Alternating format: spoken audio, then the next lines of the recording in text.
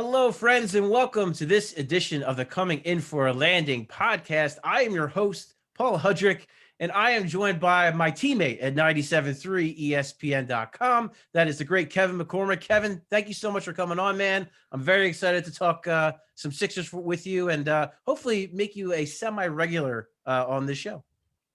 Sounds good. It's good to be back. I appreciate the great ahead of it too. I feel like a prodigy Oh, now. come on. Please. You're doing a great if anyone doesn't know, Kevin does a hell of a job, works his butt off. He's kind of like he's our glue guy, I feel like, Kev. I feel like you're our glue guy for our Sixers coverage. That's Am I the Danny Green of is this what you're saying? Am I the Danny Green of 97.3? I mean, hey, that's pretty good. Three ring rings, Danny. baby. Yeah, 3 rings, baby. I can get behind that. I definitely want to touch on a little bit of everything. Ben Simmons' comments last night. You and I have not had a chance in this forum to discuss George Hill and what his addition means and what it means for the team, the rotation. We got Joel Embiid is expected to return soon. I want to touch on that as well. I don't want to spend a ton of time on it, but I'm going to start with the loss Tuesday night in Denver. Listen, I know there's a lot of hand-wringing going on and a lot of people needing to be talked off ledges after that game. But listen, I think you and I are on the same page here. It's a long road trip. They're on the West Coast. It's a 6-game road trip, first of all, which is obnoxious as hell, with 4 games on the West Coast sandwiched between 2 games not on the West Coast. And the last one on the West being in Denver, of all places, which people want to kind of poo-poo that altitude thing. But listen, that altitude thing is legit. I've spoken with NBA players. They say it takes at least a quarter, if not an entire half of basketball to kind of get acclimated to that. So I just, Kev, your thoughts just on last night, what you saw, and if you think it's anything more than just, a kind of a schedule loss, I guess we'll say. I think you put it best. They really just looked like a team that was on just a grueling road trip without their star player. It's just the lack of energy was there, but it's going to happen. Just they're playing every other day. They're bouncing around every other day. It's tough to really kind of find that rhythm, let alone you're playing shorthanded without your guy who was the MVP before he went down. And it's just Denver's a good team. They're deep. And it really looked like first off, they couldn't miss in the first quarter. So the hole was dug early on. And then just Denver saw how tired the Sixers were and they took advantage of it. It was just a lot of open floor. They got whatever they wanted. And I wouldn't call it a schedule loss, but it definitely was one of those where it was like, you could definitely see them dropping this game. Right. And I'm glad you touched on, too, the fact that on top of, listen, they weren't good, the Sixers, flat out. But the Nuggets, Jesus, they did not miss. Jamal Murray and Michael Porter Jr. just were hitting everything. And some of them, they were hitting the open ones, but then they were also hitting the not so open ones, which makes it incredibly hard to mount any kind of comeback. Ben Simmons said that you get punched in the mouth and just didn't react. And that happens.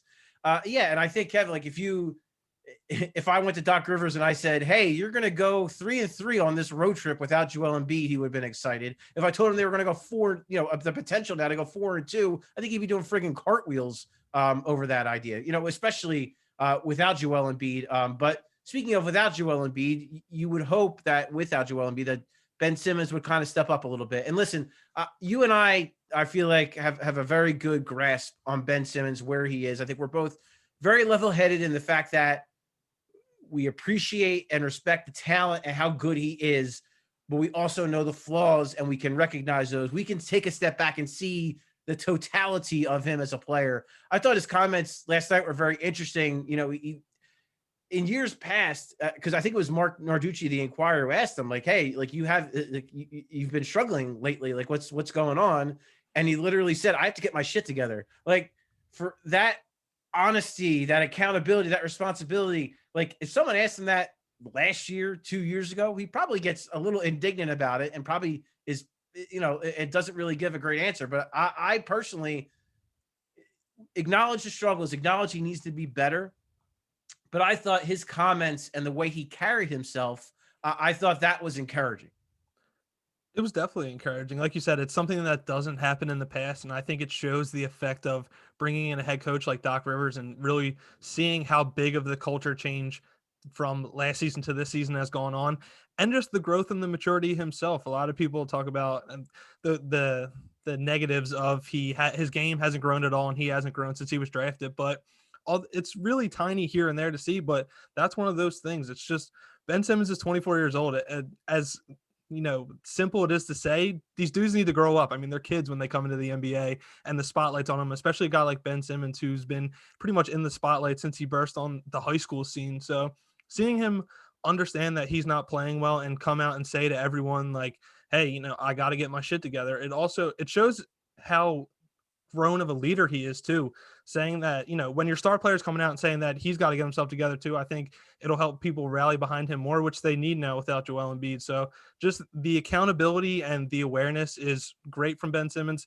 He hasn't been playing great, but it is what it is. Nobody really played great against the Nuggets. So to really kind of pinpoint one guy, I feel is kind of tough. And I think you talk about, he's 24 years old. I think that does get lost on people. I always say, like, I mean, you're a young man, Kevin, but I am not as young as you. And so I think about when I was 24 years old and what I'm 2 weeks older than Ben Simmons. That's what I'm saying, man. Yeah, like it's crazy. I couldn't imagine. Yeah. I can't. I've already been there, done that. That was a very long time ago for me. So I can't relate. Yeah, but no, I like the idea of him being in this spotlight, the focal point, like, as you said, since he was in high school, since he was at Monteverde, and was the star attraction there. He was people thought he was going to be the number one overall pick before he even stepped on the court at LSU. So, I mean, this is a guy who 100% always been in the spotlight. He's embraced it to a certain extent. Obviously, he did the documentary and all that stuff. But at the same time, like, you have to imagine yourself growing up and being 24 years old and then having this surrounding you. Like, it's just, I give him credit for kind of being able to handle it the way he has. And the other thing that you touched on that I think is a great point is Doc Rivers, the chemistry and the culture that has been built here.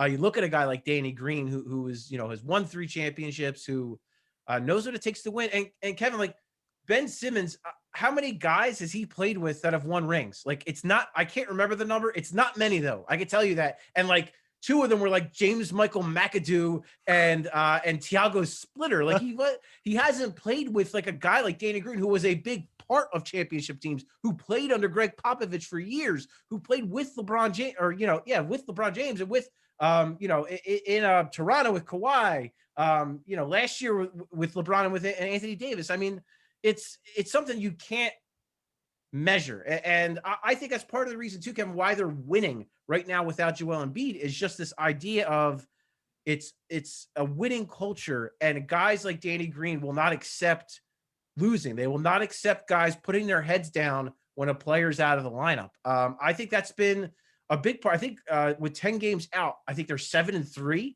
right now without you.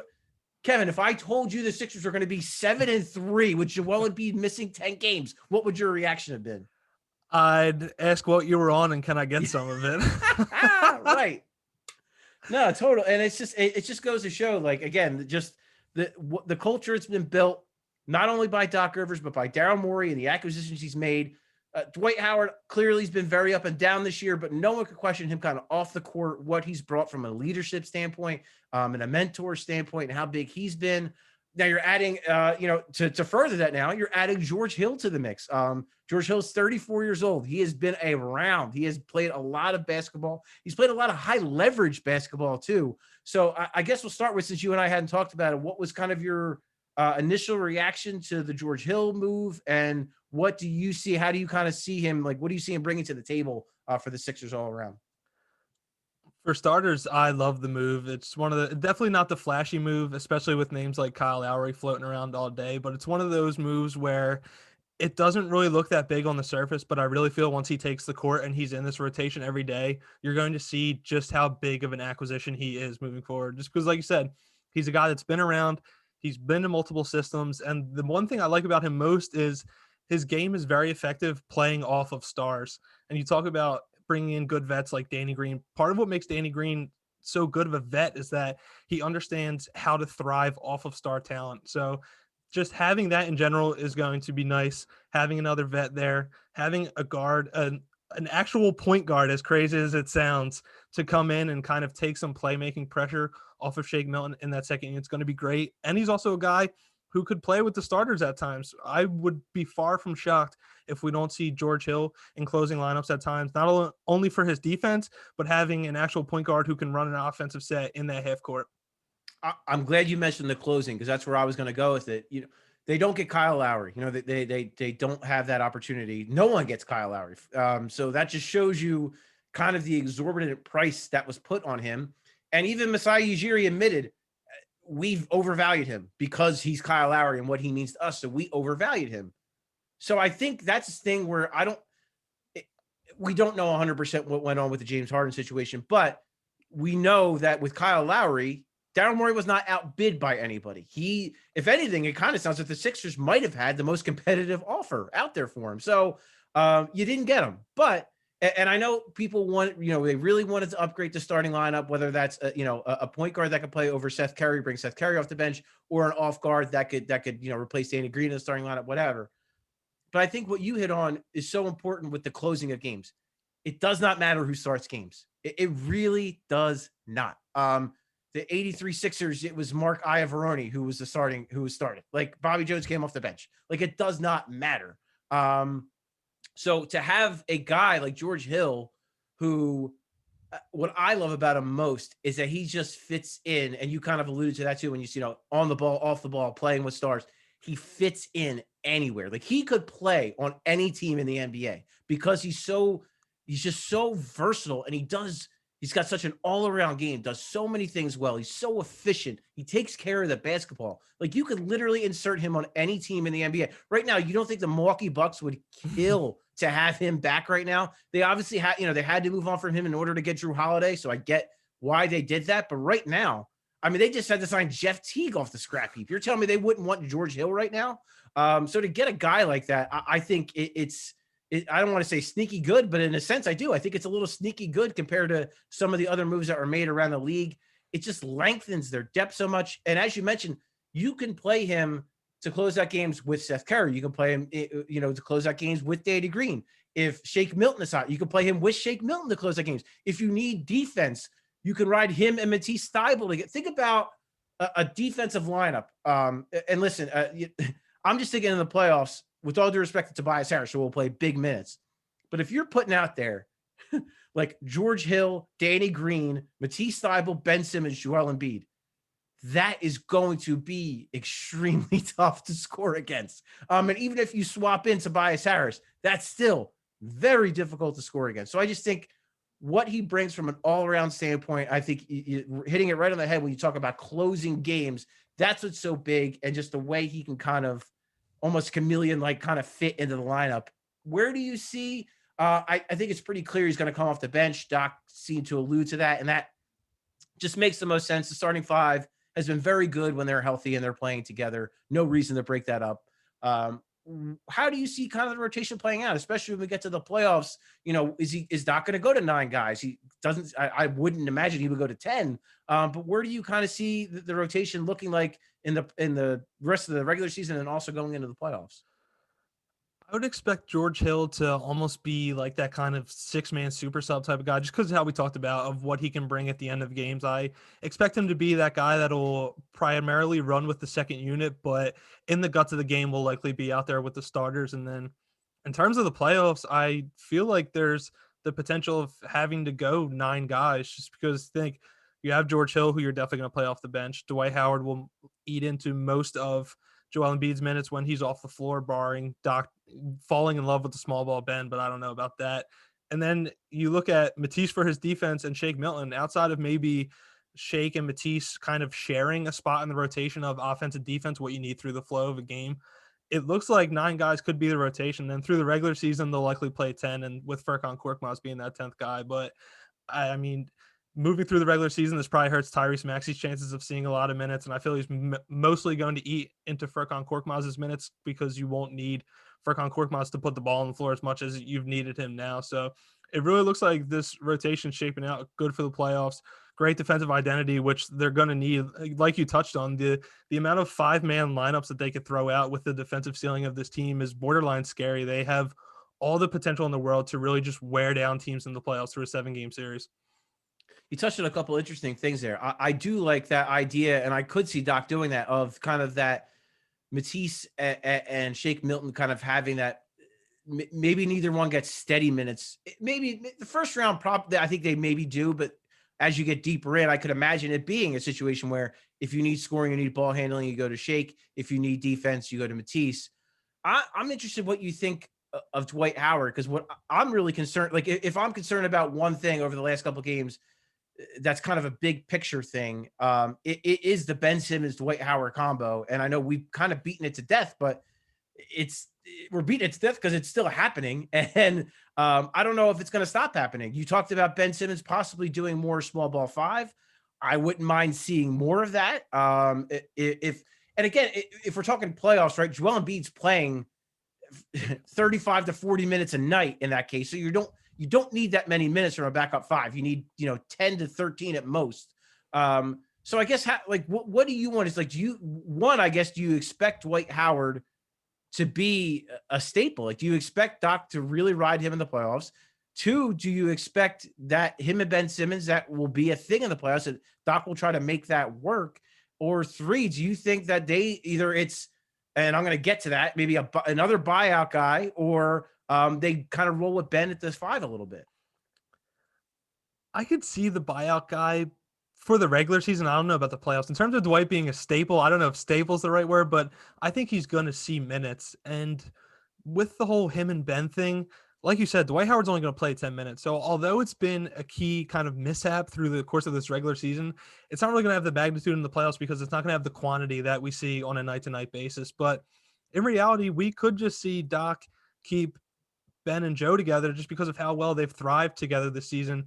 With them continuing on to grow Ben in the post, him and Joel have kind of had a decent high-low game, even though it hasn't really been talked about this season. And with Tobias Harris growing as kind of this point forward, maybe you see Tobias Harris kind of be the primary guy in that second lineup, and then you just space it around with a George Hill, with a Shake Milton, with a Matisse Thybulle. So maybe we don't see Ben and Dwight that much just because of how defenses will be able to capitalize. And when you're going against guys like Nick Nurse and Brad Stevens in the playoffs, they're going to capitalize on those minutes because they're going to smell blood in the water and know it's their time to strike. So with the growth of Tobias Harris's game as a facilitator and kind of the new additions and the new lineups that Doc Rivers can roll out, I wouldn't be shocked if we really don't see Ben and Dwight on the court together, maybe because we won't really have to. Especially now with George Hill. When you have a George Hill that you can turn to, that you can trust, you feel more comfortable having Ben Simmons and Joel Embiid paired together. If it were me, I tend to agree with you that would probably be how I would roll. I would probably pair Ben and Joe together. And look, it's not just this year, Kevin. It's their entire career. They are better on the court together than they are apart. That's just factual. And people don't think, like, it's weird how it just hasn't kind of gotten through to people. And for some, they'll have a bad night and people will freak out and think, we got to trade him, got to separate him, can't play together. But in reality, when you look over the years, their net rating, they are better together than they are apart. So I think there's something there in that regard. And I think Tobias Harris, you raise a really good point, because Tobias Harris can kind of lead that second unit. You put George Hill at the point. Maybe you have, either Seth Curry or Danny Green, and then Shake, and then, Tobias kind of being the offensive focal point of that second unit. I think you can make that work. I think there is something there. So, that's why, to me, that's why I'm not quite as worried about the idea, because I know a lot of people are like, they didn't get Bielitsa, they swung and missed there. They didn't, they weren't able to get Aldridge. They weren't able to get any kind of stretch five. But I'm not as worried for the reasons we've talked about, and just the fact that Doc Rivers does have that in his back pocket, that he can go to Ben Simmons at the five if, just for a shakeup. If something does, if a small ball five is kind of killing Dwight Howard, you can turn to Ben Simmons and kind of go with that lineup for a little bit. So I don't think it's quite the catastrophic thing that some people make it out to be, that they didn't acquire a stretch five. Should they still maybe look to get one? Perhaps. What I think is interesting is, over the weekend, Mark Stein reported, after Gorgui Dieng signed with the Spurs, he reported that the Sixers were one. I think there were a bunch. I think there were like 8 teams that were in on him, and the Sixers were one. So that tells me, actually, I'm not going to tell you what it tells me. I want you to tell me what it tells you, Kevin, that they were still in on him, even though the roster currently is set with Paul Reed signing that standard contract. What do you think that interest means? I think it tells me that, first off, they're still trying to upgrade, which is great. Obviously, with a team that has title aspirations, it's good to see that they're still never settling despite the roster being as full as it looks. Two, it tells me that they're aware of their weakness, and that's something that they're trying to fix. Just because, like, we just went in that whole what we just dove in about Dwight and Ben struggling at times. If you have that's stretch five, it opens up the floor for things, gives you a little more flexibility of what you can do with Ben offensively, and it also kind of tells me that maybe Joel Embiid isn't as close to coming back as we think. And even if he does come back, maybe we don't see him as much through the course of this regular season, just stacking up that center depth in the case of keeping the primary focus of keeping him ready for the playoffs. And as we've seen Dwight getting tossed and being in foul trouble on the regular, I think having another center could really lessen the load if Joel comes back on time, or if they want to bring in another center to try and create a bigger cushion of not being forced to throw Embiid back out and have him play every other night because this team's trying to retain the top spot. Yeah, I'm not sure it tells us that he might be back later, but I think your second point is onto something there. I think the idea that when he does come back, yeah, you don't. Dwight Howard is a foul machine. We all know that, and you would assume they're going to play some back to backs. Joel Embiid probably isn't going to play in most of, if not all, of the back to backs. He's going to miss some games here and there. He was getting that before the injury. He was getting that rest every once in a while. He had the stiff back he was dealing with as well. So I think that that's part of it too. And I thought it was interesting when we talked to Daryl Morgan. He said that typically, when he's talking about a buyout market, he's not looking fit or position. He just wants the best player. And my former colleague Noah Levick from NBC Sports Philadelphia actually asked him, like, does Ben Simmons being able to play the five, does that give you, a comfortability with the idea of, hey, well, if there's a buyout guy, I don't necessarily need him to be a big. Then he gave like a weird cryptic answer about like maybe having a big that Doc would like, which I was confused by. Like, does this mean? And then I was like, is that what the Paul Reed signing means? Like, is that why he was kind of being coy about that? I don't know. But the idea of like, I don't think it needs to be a big. I think, like, let's say for example, if Otto Porter Jr., if the word is he's not getting bought out by the Orlando Magic, but if that were to happen, I think about lineups where you're just replacing Mike Scott's minutes with Otto Porter Jr. That lineup could be pretty dangerous. So like I would be on board with that, or even a guy I like that kind of flying under the radar a little bit, just because he's been a little banged up and he's bounced around a little bit. Avery Bradley's probably going to get bought. I would think he's going to get bought up by the Rockets. I don't know. Maybe they hang on to him, but he's a guy that has been in the playoffs, has played tough minutes. I know the Lakers were really happy with him last year. His perimeter defense, unfortunately he was unable to go to the bubble because, he had concerns with his family, so he didn't go, but I'm sure the Lakers would have been happy to have him for that playoff run. And I think if you're the Sixers, you don't need to put Avery Bradley in your rotation, but when you're going up against the Brooklyn Nets, you want to have all the perimeter strong defenders you can get, whether it's for injury insurance, whether it's for foul insurance. Having a guy like that in your back pocket would seem pretty big. And you could do that pretty easily, waive somebody. I don't know. Is there anybody, I'm kind of putting you on the spot here, but is there anybody that kind of intrigues you that you think might get bought out, that could be out there? Is anyone in your mind that would kind of fit the mold of what you're looking for? One name I heard recently that I thought was kind of interesting is Dwayne Dedman, just because I feel like he gives you a lot of what Gorgie Dang would have gave you, in just terms of being somebody you could throw at the center spot, can space a little bit, and just give you that open floor that you need. But in terms of going for best player, I agree with it, and I also disagree with it. The interesting thing with Otto Porter is you could really say he's a three, quote unquote, but he's a three that can defend up, which is why you'd be able to put him in that lineup and play him at the four. And having a guy like Ben, who is this kind of chameleon on the floor, I think gives you a little more flexibility, because you don't need to, quote unquote, go get a guy by position, because you could really throw Ben Simmons at any of the five positions and say that's, quote unquote, where he's at. So fit, yeah, I mean, best player, it all depends on who's there. I don't know if Avery Bradley would be a guy that I'm going for, but anyone that can defend or space the floor that you could put at either of that four or that five spot. I think somebody that you could put at the five spot will be nice, because although the Ben Simmons small ball five is intriguing, I think it kind of takes away from what he brings defensively, because you're kind of forced to stick him under the rim. And what makes him so impactful as a defender is him being able to defend guys on the perimeter, play the passing lanes, get steals, and be out on the break. So, if you could get that tweener three who can defend up and defend fours, it'd be great. But I'm still in the boat of, if you can get somebody who can replace Dwight Howard at times and also space the floor so that Ben Simmons has more lanes to attack, that would be the most ideal signing in my eyes. See, with to defend my stance with the Ben Simmons at the 5 thing, I think like last night, yeah, of course, like you're playing against Nikola Jokic, it was only going to go so far when he plays the 5. But the way I look at it is if he's going up against a guy who is a stretch 5, like again, if they're playing the Miami Heat and they have Bielitsa is out there as their big, I'm okay throwing Ben on Bielitsa and then kind of almost letting him, not completely roam because you don't want to leave Bielitsa wide open for threes, but I think there's some versatility and flexibility there. So I would only do it in those circumstances where I think just Dwight Howard just has a terrible matchup and just really can't hang with the guy. Kind of like what we saw against Toronto with Chris Boucher when he feels like he hit like 100 threes in 2 games because Dwight Howard couldn't get out on him. So like a situation like that, I would pivot towards Ben Simmons, and then you throw an Otto Porter Jr. in the mix, who can, as you mentioned, great defensive versatility, and when he is healthy, an elite 3-point shooter to help space the floor. So I just that's the way I kind of see that lineup looking if they were to do that. I would agree to that. Yeah, but the big thing is Joel Embiid. Let's get him healthy, right? That's the big thing. Because once he's healthy, that's going to cure a lot of what ails his team in general, and it's going to be a lot less. There are going to be a lot less questions about the center situation if he's playing 35 to 40 minutes in the playoffs.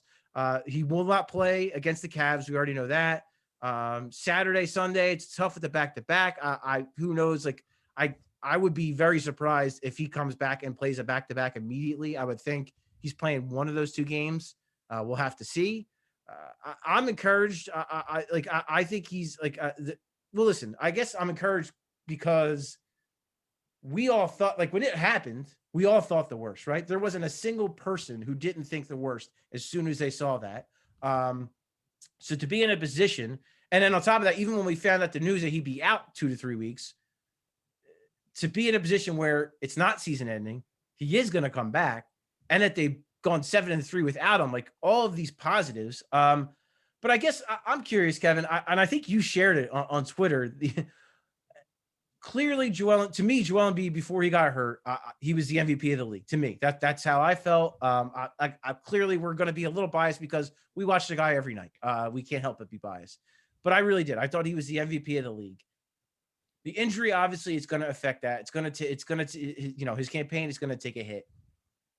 But man, to see that like on odds listed, he's not even listed anymore. Like, I feel like there are still like 25 plus games, I think, left in the regular season. You're telling me that he can't come back and go on and just dominate for like 20 something games, and the Sixers perhaps keep that 1 seed? You're going to tell me he wouldn't be in the conversation at that point? First off, the fact that he wasn't listed at all is just a complete joke, especially compared to some of the other names. And it shows you just how media driven that award is, because Joel Embiid goes down, the Sixers aren't in the limelight like they were before, and poof, just like that, in this 24-hour news cycle that we live in, people are done talking about the Sixers and Joel Embiid, and he just plummets down that list. But yet LeBron hangs around because he's LeBron. So I think as fast as Joel Embiid shot down, there is a tiny chance that he could shoot back up, because if he comes back and he's still doing the Joel Embiid thing and they're going out and they're steamrolling everybody and he's putting up these crazy 30 and 15 games on the regular and people are watching him night in and night out, they're going to be like, hey, this was the MVP before he went down. Yeah, he's missed some games, but when he's out there, he's clearly the best player in the league. He's been unstoppable. So it's going to be tough, but the fact that it's media driven could really make or break it, because if the narrative comes out that, oh, he's missed too many games, it'll kill his case. But if he comes back and he's on a tear and everyone falls in love and goes gaga for him again, it could shoot him back up towards the top. So without a doubt, he should be within the top 5, even though he's missed these games. But if he's in that run to win it, it's going to come down to how, like, what narrative is created once he returns and what he does when he's on the floor. Yeah, if he comes back and he looks like the guy he was before he got hurt, and he plays, whatever, a solid amount, like, well, let's say like 80% of the remaining games after he comes back, and the Sixers hold on to the 1 seed, he's got to be in the conversation. Maybe he doesn't win it, but he's got to be back. Like, that's what's like mind-boggling to me, is that he's just not even he's just disappeared from the conversation entirely. It hurts his chances. I get it. And I think you make a great point too. Yeah, but the whole idea, it is a narrative. You already saw, the LeBron James love and like that narrative really trying to be pushed. LeBron James, by the way, also hurt, but still getting love and still getting love and still getting mentioned. But he's like sixth on the list right now in odds. It makes no sense that he's on the list and Joel Embiid's not. But anyway, Kevin, I'm gonna wrap things up, man. I appreciate you so much hopping on with me, and I am looking forward to having you on more down the road. No problem. Looking forward to it. All right, he is Kevin McCormick. He is my teammate at 97.3 ESPN.com.